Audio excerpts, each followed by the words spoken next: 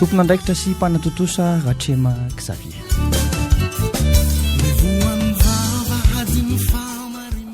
Miarabantsika rehetra tonga amin'ity fandarana ity dia misy vaovao lehibe tokoa ho zaraina amintsika.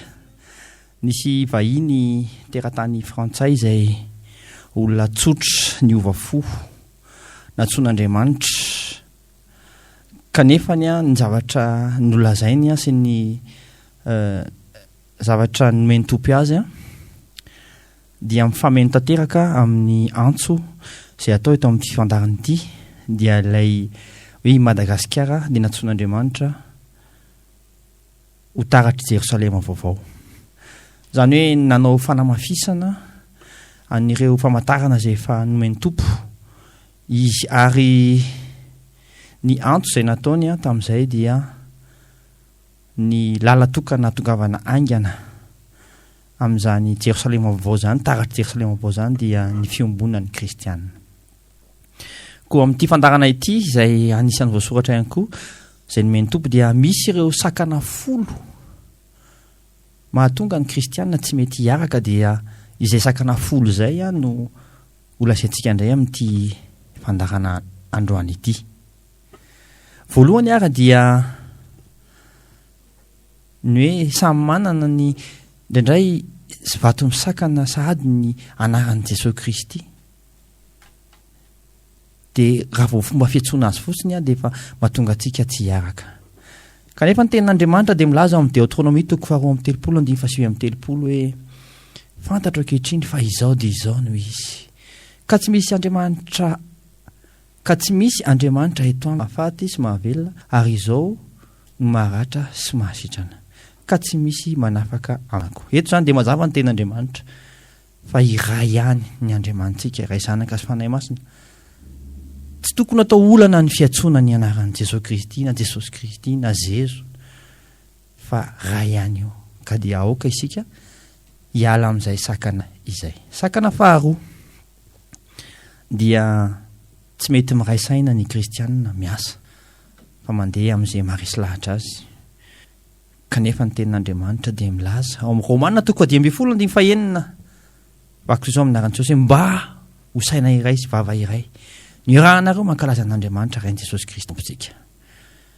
Ka dia tokoa ny tanjontsika ary any an-danitra tsy misy anaram-piangonana antso ataon'ny tompo amintsika hoe andeha tsika iray saina. Sakana fahatelo dia fiheverana fa samy hafa ny mpanompony ao anatrehan'Andriamanitra. Ny tenin'Andriamanitra nefa dia milaza mazava ao amin'ny Romanina 12:4-5 dia hoe fa toy ny ananantsika zavatra maro momba ny tena iray nefa tsy mitovy asa izay rehetra momba ny tena dia toy izany koa isika na dia maro aza dia tena iray ihany amin'ny Kristy ary samy miara momba ny tena isika rehetra.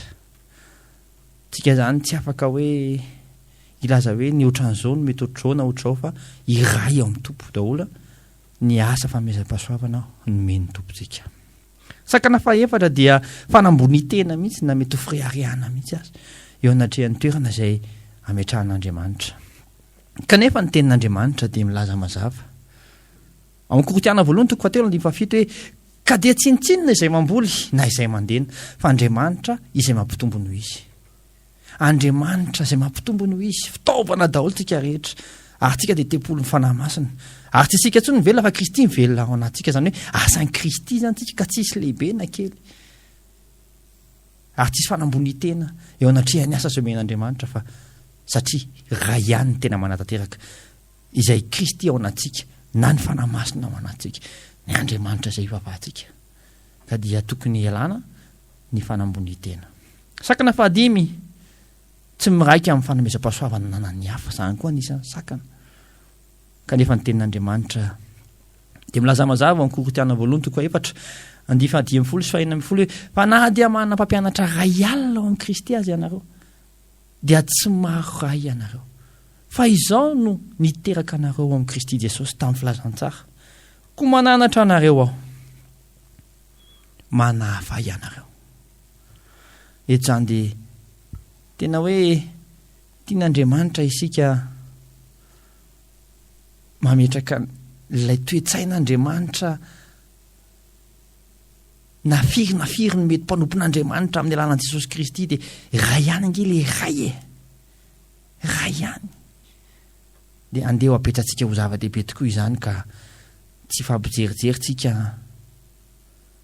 amin'ny hoe tsy miraika amin'ny fameza-pahasoavan'ny hafa na ohatr'izany fa rehefa fitaovan'Andriamanitra dia hitondra fahasoavana ao anatin'ny fanjakany avokoa. Sakana fahaenina dia indraindray le fombafomba no zava-dehibe.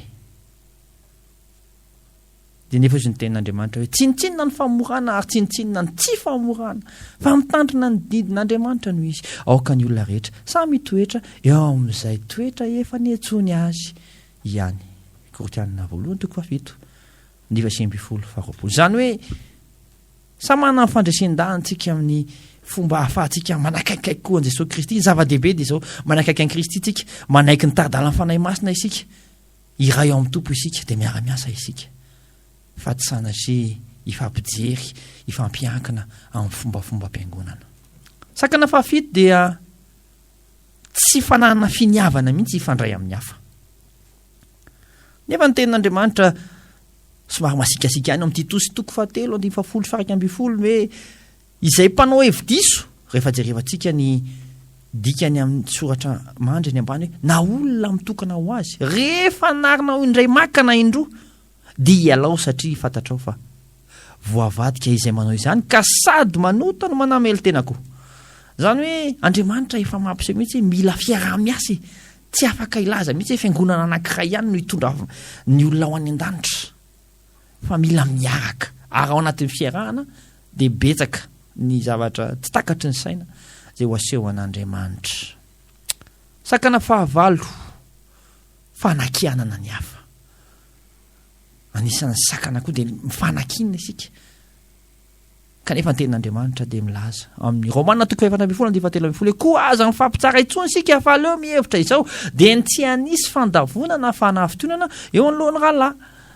Zany hoe jereo inona no iraisana lanitra iray no hivatanana zay miteraka fanaftonana dia tsy resahana fa zay hitovizana kosa miara mitoro filazantsara, miara mivavaka ho an'ny firenena, miara manolotra ny firenena ho an'ny Kristy, andeha hiaraka andeha iraisaina kristianina miandry atsika.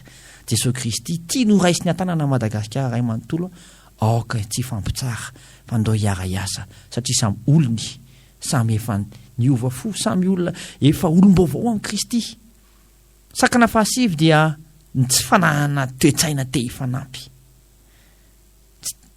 Dia tenin'Andriamanitra dia milaza koa hoe Romana 4:7-7 koa dia aoka isika hiezaka hitady ny momba ny fiadanana sy ny momba ny fampandrosoana. Zany hoe tena mila mifanampy. Mila mifanampy isika satria tsisy mahavita tena fa ny fiaraha-miasa no andro-danana aingana dia aingana ny fanjakan'ny Satana eto amin'ny firenetsika. Ary ny fahafolo farany dia toetra anankiray anana fiangonana tsy manaiky anarina. Tsy manaiky anarina fa rehefa zay dia zay.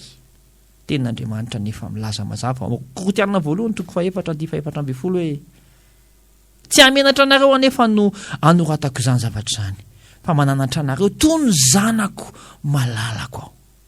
Andriamanitra dia mananatra antsika satria tsika dia zanany ka isika tokony manaiky anarina, tokony manaiky mifanitsy, tokony miara-miezaka ao anatin'ny firaisan-tsaina, miara-miatrika ny ady zay ady tsara andraisena ny herin'ny ratsy satria ny firenetsika dia efa ho taratra Jerosalema vaovao fa isika ve vonona hiasa ao anatin'izany hoe ny faritra anankiray na misy fiangonana firy na misy fiangonana firy tsy olan'izany fa miraisaina mametraka an'io toeran'io ho an'i Kristy ary tsy hamelana raha tsy voavonjy ny olona rehetra eo amin'io tanàna io satria efa eo Kristy fa tsy hoe ny ao am-piangonanao fotsiny jerevanao fa enao malahelo raha misy olona ray monja tsy ho lasa ny an-danitra. Dia izay indray no teny ny fampizarantsika tamin'ity atoandro ity mampahery antsika hoe tena fotoanan'Andriamanitra izao fotoana izao ary anao zava-mahagaga tsy takatry ny saina eto Madagasikara Kristy miandry ny olony kosa nefa izy anaiko ampiasainy mba hanafainganana izany planina tsara izany. Ho an'Andriamanitra rery ny voninahitra dia mamay fotoana antsika indray amin'ny heriny ito izao manomboka amin'ny 12 sasany mandram-peona tompoko.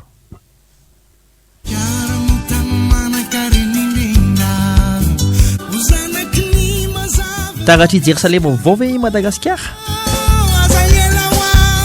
fandarana raha anao eto amin'ny radio Madagasikara ho an'ny Kristy isaky ny zoma manomboka am'raika amby folo rasasany tompona andraikitra sy mpanatotosa Ratrema Xavier